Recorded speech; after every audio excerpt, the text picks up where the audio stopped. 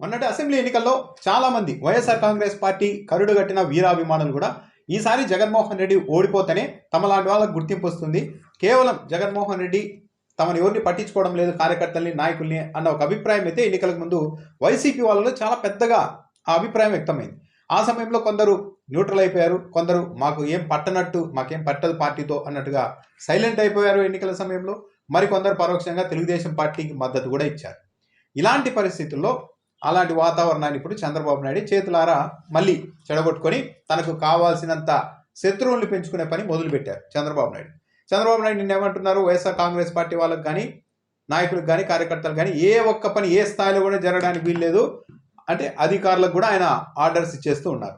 వాళ్ళకి మళ్ళీ పనులు చేయడం అంటే పాముకు పాలు పోయడమే అని మాట్లాడుతున్నారు. సరే, ఎవరు పాము ఎవరు పాలు అన్నది అది ఇంకో టాపిక్. ఇలా చేయడం ద్వారా చంద్రబాబు నాయుడు ఏం సాధించబోతున్నారు? 2014-19 మధ్య ముఖ్యమంత్రిగా ఉన్న సమయంలో కూడా చంద్రబాబు నాయుడు ఇలాగే వ్యవహరించారు. వైఎస్ఆర్ కాంగ్రెస్ పార్టీ ఎమ్మెల్యేలు ప్రాతినిధ్యం వహించే నియోజకవర్గాలకు ఎమ్మెల్యేలకు ఇవ్వాల్సిన నిధులు కూడా ఇవ్వలేదు. ఎమ్మెల్యేలకి, వైసీపీ ఎమ్మెల్యేలకి అక్కడ తెలుగుదేశం పార్టీ వ్యక్తుల్ని, నాయకుల్ని ఇన్ఛార్జీలుగా పెట్టి వాళ్ళ ద్వారా వ్యవహారాలు నడిపించారు. వైఎస్ఆర్ కాంగ్రెస్ పార్టీ ఎమ్మెల్యేలు అపాయింట్మెంట్ కోరినా కూడా ఇవ్వలేదు. అలా పనిచేశారు చంద్రబాబు నాయుడు గారు గతంలో. ఏమైంది? 2019లో 23 సీట్లకు పడిపోకుండా ఏమైనా కాపాడుకోగలిగారా వైసీపీ వాళ్ళని కట్టడి చేయడం ద్వారా? అదే వైఎస్ఆర్ ముఖ్యమంత్రిగా ఉన్న సమయంలో ఇదే తెలుగుదేశం పార్టీకి చెందిన వాళ్ళు, ఇదే చంద్రబాబు నాయుడు నాయకత్వంలో పనిచేస్తున్న అనేక మంది తెలుగుదేశం పార్టీ ఎమ్మెల్యేలు నేరుగా వైఎస్ఆర్ని కలిసి తమ నియోజకవర్గాలకు కావాల్సిన ఫండ్స్ తీసుకెళ్లేవారు. వైఎస్ రాజశేఖర రెడ్డి ఏమి, మీరు టీడీపీ ఎమ్మెల్యేలు కదా, మీకెందుకు ఇస్తాం నిధులు అని అనేది లేదు. ప్రతి పార్టీ వాళ్ళు, అప్పట్లో టీఆర్ఎస్ వాళ్ళు, కమ్యూనిస్టులు, తెలుగుదేశం పార్టీ ఎమ్మెల్యేలు అందరూ కూడా వెళ్ళి వాళ్ళ నియోజకవర్గాలకి కావాల్సిన నిధుల్ని తెచ్చుకున్నారు, పనులు మంజూరు చేసుకున్నారు. కానీ ఎప్పుడు కూడా వైఎస్ రాజశేఖర రెడ్డి చంద్రబాబు నాయుడు లాగా మీరంతా టీడీపీ వాళ్ళు కాబట్టి మేము నిధులు ఇవ్వం, టీడీపీ వాళ్ళకి ఎవరు ఏమి పని చేయడానికి వీల్లేదు అని ఎప్పుడూ ఆదేశించలేదు. పైగా జగన్మోహన్ రెడ్డి అధికారంలో ఉన్నప్పుడు అనంతపురం జిల్లాకు చెందిన ఒక ప్రముఖ తెలుగుదేశం పార్టీ నాయకుడు కుటుంబ సభ్యులకు గన్మెన్లు కావాలంటే సెక్యూరిటీని పెంచారు జగన్మోహన్ రెడ్డి. అంతేగాని వాళ్ళని ఇంట్లోనే కూర్చోవాలి, బయట తిరుక్కోకుండా చేయాలన్న ఉద్దేశంతో గన్మెన్లను తగ్గించలేదు జగన్మోహన్ రెడ్డి, మీరు టీడీపీ వాళ్ళు కదా అని. పైగా జగన్మోహన్ రెడ్డి కులం చూడడం, మతం చూడడం, ప్రాంతం చూడడం, రాజకీయ పార్టీని కూడా చూడడం, ప్రతి ఒక్కరికి పథకాలు అందాలి అని అధికారుల రివ్యూ మీటింగ్లోనే చెప్పారు. కానీ చంద్రబాబు నాయుడు మాత్రం వైసీపీ వాళ్ళకు ఏం చేయకూడదు అని అంటున్నారు. ఇక్కడే ఎవరి మనస్తత్వం ఏంటి అనేది అర్థమవుతోంది.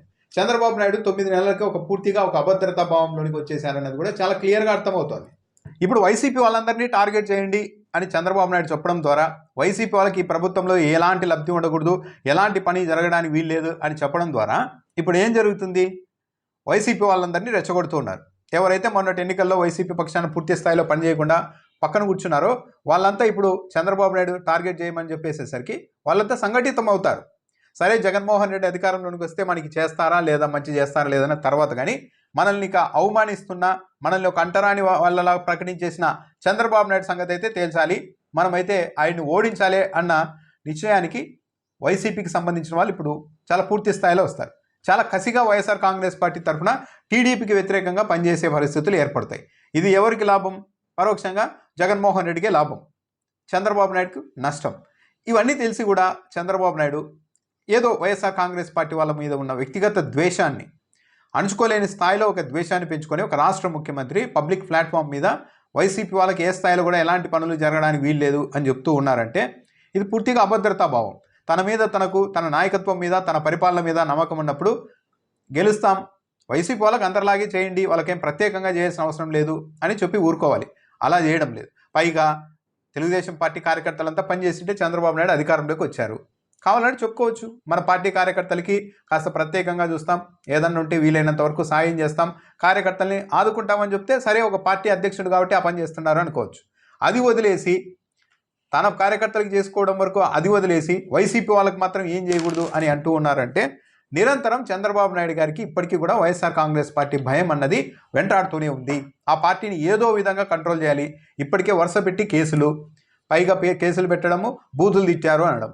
అవతల తెలుగుదేశం పార్టీ వాళ్ళేమో పాపం నిత్యం శ్లోకాలు చదివినట్టు ఒక్కొక్కరు పట్టావి, ఆ బండారు సత్యనారాయణమూర్తి, స్పీకర్గా ఉన్న చింతకాయల అయ్యన్న పాత్రుడు, రఘురామకృష్ణంరాజు, ఇలా చెప్తూ పోతే ఎంత దారుణంగా మాట్లాడారు, ఉచ్చనీచాలు లేకుండా మాట్లాడారు కదా వీళ్ళంతా. వాళ్ళని మాత్రం చేయడం ఇక్కడ ఏంటి వాళ్ళకి అంత కలిసి వస్తున్న అంశం అంటే వాళ్ళ పత్రికలు వాళ్ళ మీడియా మాత్రం వైసీపీ వాళ్ళు మాట్లాడిన మాటల్ని డైరెక్ట్గా వేసేస్తారు, వీళ్ళ బూతులు మాట్లాడుతున్నారు చూడండి అని. కానీ ఇటువైపు ఉన్న మీడియా కావచ్చు, వైసీపీకి సంబంధించిన మీడియా మాత్రం ఇప్పటికీ కూడా అలాంటివన్నీ చెప్పకూడదు, మనం బయటకు చూపెట్టకూడదు అన్నట్టుగా చాలా ఏదో హుందాగా ఉండాలనడానికి ట్రై చేస్తున్నట్టుగా ఉంది. తెలుగుదేశం పార్టీ మీడియా చేస్తున్న పని వైసీపీ మీడియా కూడా తెలుగుదేశం పార్టీ నాయకులు ఏమేమి మాట్లాడారో, ఎలాంటి బూతులు మాట్లాడారో అన్నది ప్రచురించడమో ప్రచారమో చేస్తే ఇంకేం ఉండదు తెలుగుదేశం పార్టీ. మీరు కూడా ఇలా మాట్లాడారు కదా అన్నది. అంటే ప్రజలకు వాళ్ళు పదే పదే గుర్తు చేస్తూ ఉంటారు వైసీపీ వాళ్ళ తప్పుల్ని.